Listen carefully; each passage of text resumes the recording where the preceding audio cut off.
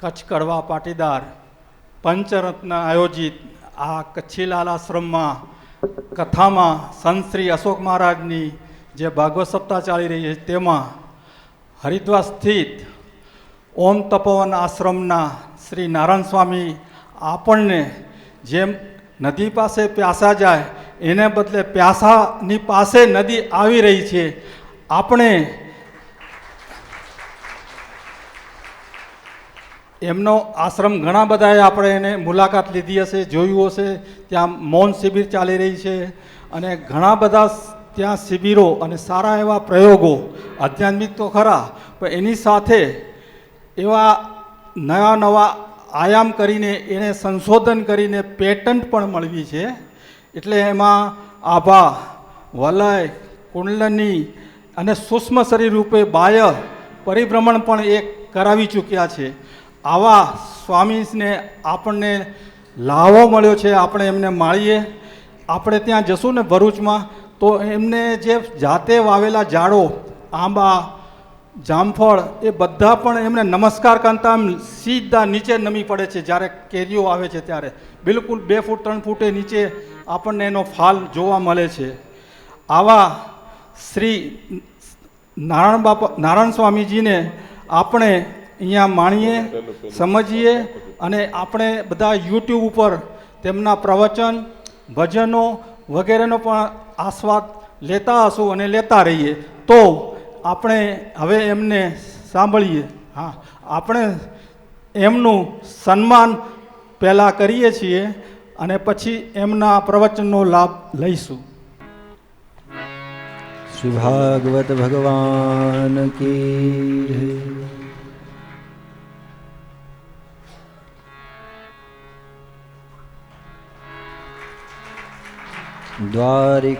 દ્વારિકાધીશ કી જય.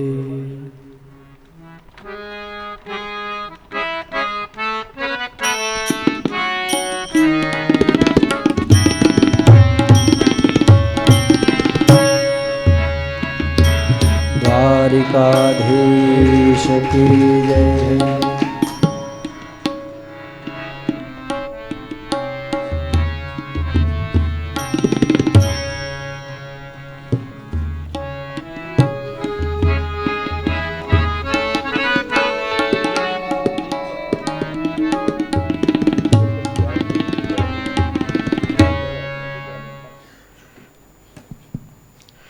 जय सच्चिदानंद। इस भव्य कथा आयोजन में मेरे को आमंत्रित किया ऐसे उच्च वक्ता जी, इनके सानिध्य में 2 आशीर्वाद के वचन मेरे जो अंतर जगत में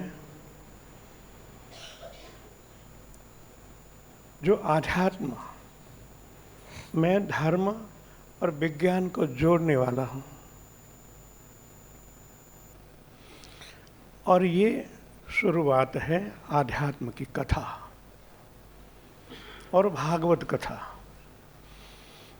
मेरे हिसाब से भागवत पंच तत्व को कहते हैं। भ माने भूमि, ग माने गगन, अ माने वरुण, न माने नीर।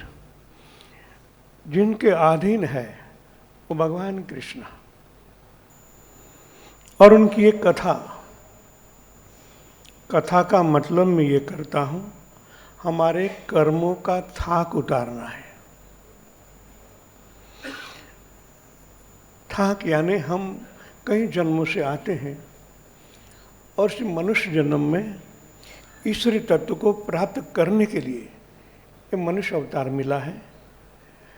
हमारे हृदय में हमारा जो चित्त है, मन, बुद्धि, चित्त और अहंकार, वहाँ कई जन्मों के ऐसे संस्कार हैं, उनसे मुक्ति पाना है। जब उनसे मुक्ति पाएंगे तभी ये धाम में हम जा सकते हैं। जप, तप, पूजा पाठ, अर्चन जो हम करते हैं, मेरे हिसाब से ये पहला स्टेप है। क्योंकि हमारा सनातन धर्म निराकार चैतन्य को मानता है, सगुण और निर्गुण, निराकार। तो ये शुरुआत है। इनके बाद लंबी मंजिल है। निराकार चैतन्य को प्राप्त करना कब होता है? जब हम निर्विचार होते हैं, मतलब कर्म से निषेध हो जाते हैं, कर्म से परे हो जाते हैं, तभी आध्यात्म की शुरुआत होती है। मैंने थोड़ा बहुत तो ईश्वरीय तत्व का अनुभव किया, वर्षों तक मेहनत की। इनके बाद उनकी झांकी हुई, तब लगा परमात्मा इतना सहज है और हम बहुत लंबी मंजिल पर चलते हैं, लंबे रास्ते से ईश्वरीय तत्व को प्राप्त करना चाहते हैं। भगवत कृपा से हमारी शाखा भी भगवान कृष्ण की ही है, शक्तिपात शाखा है। उन्होंने मेरे को जो अनुभव दिए, तो मैंने उनका विश्लेषण करके शॉर्ट रास्ते बनाए। जिस तरह हम मंत्र करते हैं, मंत्र कैसे करना चाहिए, कर्म भी दूर हो जाए और जो निराकार चैतन्य है उनकी प्राप्ति हो। तो उनके कई रास्ते निकाले, जब कैसे करना चाहिए। और हमारे अंतकरण में बसे हुए परमात्मा, गीता में भगवान ने कहा है, मेरा ही सनातन अंश, तो हम उनके ही हैं। ये गीता का वचन है, मेरा ही सनातन अंश। कहा?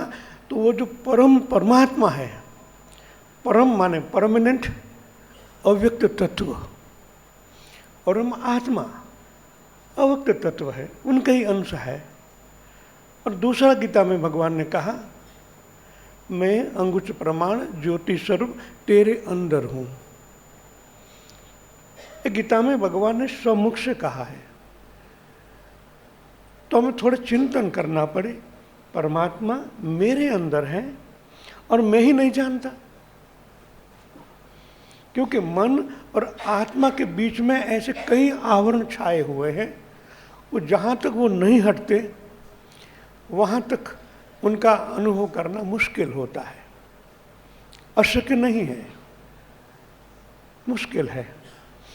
जिस तरह अभी बादल छाए हुए हैं, हम चाहे फिर भी भगवान सूर्य भगवान के दर्शन नहीं कर सकते, बादल हटाने पड़ते हैं, तभी उनके दर्शन कर सकते हैं। तो भगवान का वचन है, मैं तेरे अंदर हूँ और तुम मेरा है, मेरा ही सनातन अंश। ये कौन से आवरण है, उनको कैसे हटाना चाहिए? और हकीकत में क्या है कि उनका अव्यक्त तत्व हमने देखा नहीं है, फिर प्राप्त करना चाहते हैं। जिस तरह माँ भगवती उमिया, वो आदि शक्ति है, हम मानते हैं ना, नवरात्रि में गुणगान गाते हैं ना। तो मेरा कहना यह है कि माँ भगवती उमिया आदि शक्ति है और हमारा टेम्परेचर 98.4 है, मानते हो ना? 98 डिग्री हमारा टेम्परेचर है। और हम किनसे कनेक्शन करना चाहते हैं? आदि शक्ति के साथ। शायद हो जाए तो आप उनको झील पाओगे। और विराट एनर्जी, माँ आदि शक्ति, और कहा हम उनके अंश, हमारे तीनों फिस उड़ जाएंगे। तो ये सोचना पड़ता है कि किस तरह उनका कनेक्शन किया जाए कि हमारी माँ भगवती अनंत कोटि ब्रह्मांड नायिका और हम उनके अंश हैं। तो मैंने कई तरीके इनके निकाले। पहला ये है कि हमारी प्राण की गति सुषुम्ना मध्य मार्ग में उनको ले जाना पड़ता है, न ईदा न पिंगला।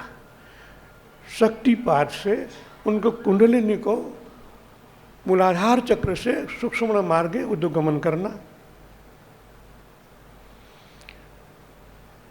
जब कुंडली जागृत होती ईडा में जाएगी तो आपको इतनी ठंडी लगेगी न झील पाओगे, कई रोग होंगे। पिंगला में जाएगी तो इतना टेम्परेचर बढ़ जाता है कि आप उनको झीलना पागल हो जाओ।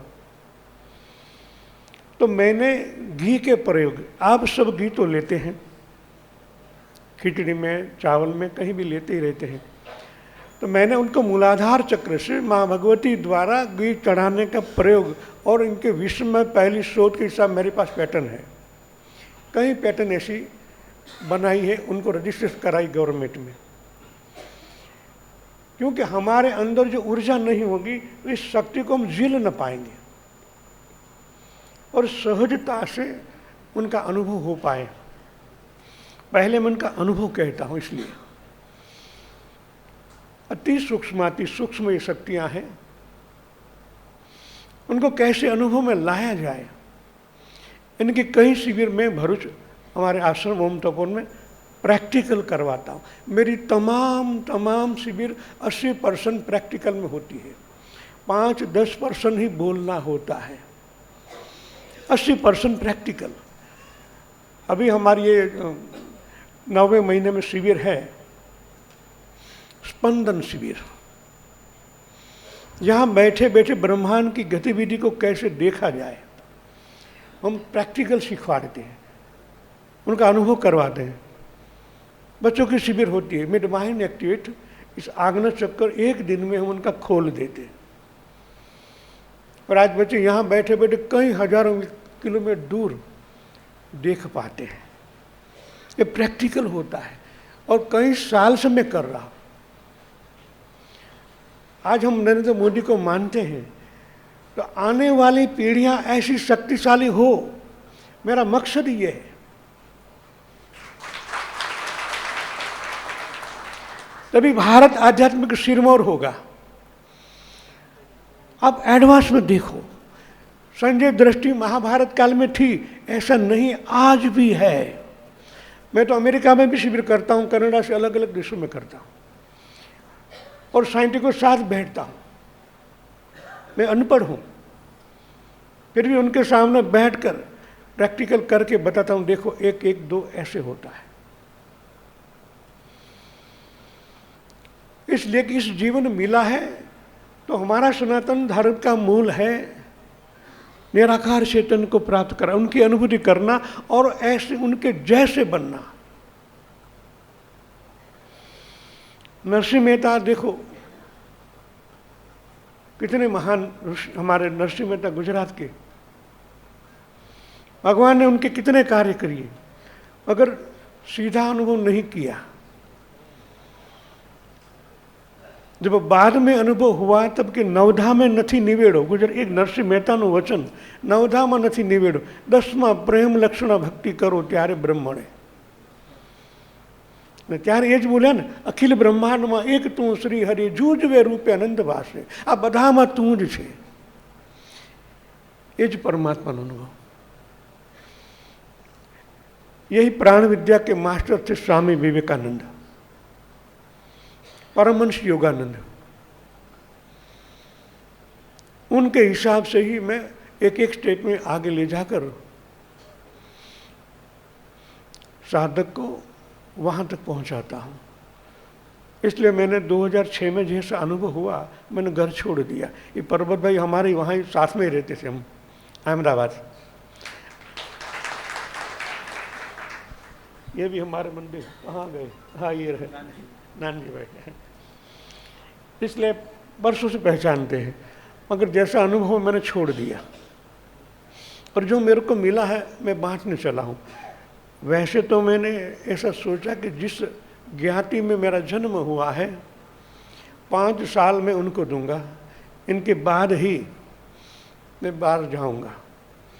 शायद भारत भर की समाजवाड़ी में मेरा प्रोग्राम पहले में वर्षों पहले करता था, आज फिर शांत होकर भरूच बैठ गया हूँ। जो वहाँ आते हैं उनको ये अनुभव प्रैक्टिकल करवा, बातें नहीं, सीधा अनुभव। और ये तो कथा इसलिए है कि आप कर्म का थाक उतारने के लिए आपको मन से सुननी चाहिए। जो ये अशोक भाई की वाणी है, जो बोलते हैं हृदय से बोलते हैं, और हृदय में वही परमात्मा है। शब्द के स्पंदन के द्वारा आप हृदय में उनका एहसास कर सकते हैं, और करना ही चाहिए। अब कई पूरे भारत से आए हैं, समय निकाल के, पैसा खर्च करके, तो ये लाभ अवश्य लेना चाहिए।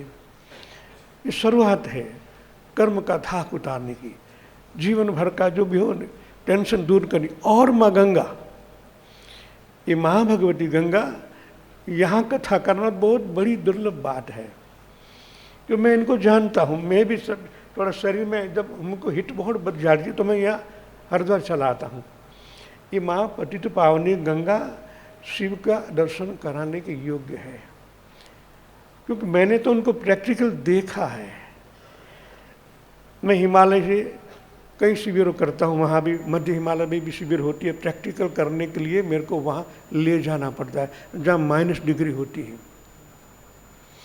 महावतर बाबा की गुफा से सुखदेव की तपोभूमि है, वहाँ सब साधक प्रैक्टिकल करने के लिए जाता हूँ। वहाँ भी लक्ष्मण जी, हनुमान जी महाराज लक्ष्मण जी के लिए जो औषधि ले गए, आज भी वहाँ है। उनका अनुभव, उनका कह दो इस फूल सूंघो आपका आज्ञा चक्र हिलने लगे, ऐसे आज भी वनस्पति ये वहाँ है।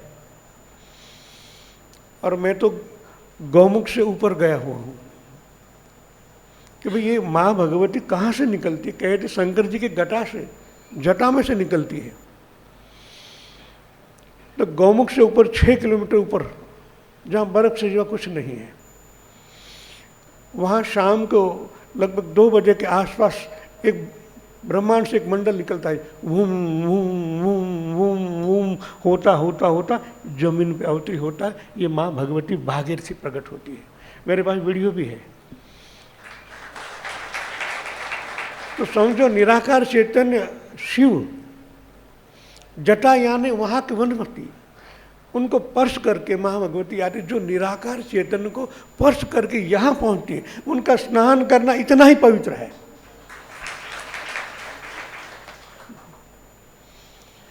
आप यहाँ पधारे और आपका दर्शन, क्योंकि अभी आपके हृदय में वही भाव है परमात्मा का, ये बहुत दुर्लभ होता है। और मेरे को आमंत्रित किया, मैं सबके आभारी हूँ, आयोजक का आभारी हूँ, और महाराज जी अशोक भाई का भी आभारी हूँ कि आप सबके दर्शन मेरे को यहाँ मिल गए। जय सच्चिदानंद।